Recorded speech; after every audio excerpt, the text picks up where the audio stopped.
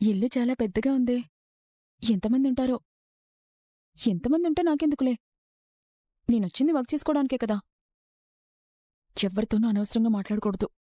లేదంటే అమ్మ నా మీద కోప్పడిందంతా నిజమవుతుంది. గణేషా, మొదటిసారి మేడంగారింట్లో అడుగుపెడుతున్నాను. నాకు మంచి పేరొచ్చేలా నువ్వే చూడాలి. అక్కడే ఆగు. అమ్మో, అడుక్కే పిడుగుపడినట్టుంది. ఎవరో గట్టిగానే పిలిచారు.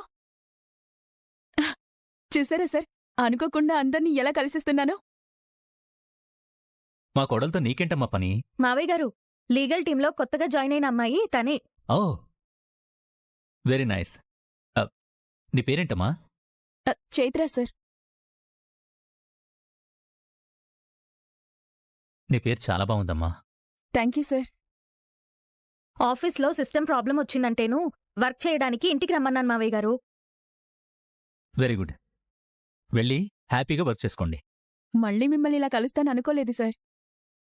మా మావయ్య గారు నీకు ముందే తెలుసా? పరిచయం ఏం లేదమ్మా. అనుకోకుండా ఒకసారి ఎదురుపడిందంతే. మీరు వెళ్ళి వర్క్ చేసుకోండి. రా చైత్ర.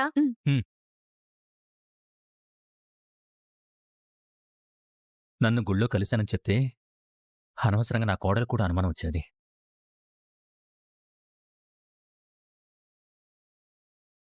చైత్ర, మనం లాన్లోకెళ్ళి వర్క్ చేసుకుందాం. దానికంటే ముందు మంచి ఫిల్టర్ కాఫీ తాగుదామా? Okay madam.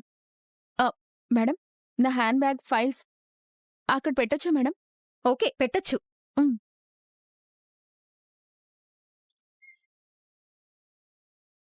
ఇక్కడికి రాగానే అమ్మ ఫోన్ చేయమంది మేడం. నా నుండి కాల్ రాకపోయేసరికి తనే కాల్ చేసింది. రాగానే అమ్మకి మెసేజ్ పెట్టాలి కదా. మా అమ్మ ఎప్పుడూ అంతే మేడం. నన్నింకా చిన్నపిల్లే అనుకుంటుంది. అమ్మలకెప్పుడు మనం చిన్నపిల్లలమే చైత్ర.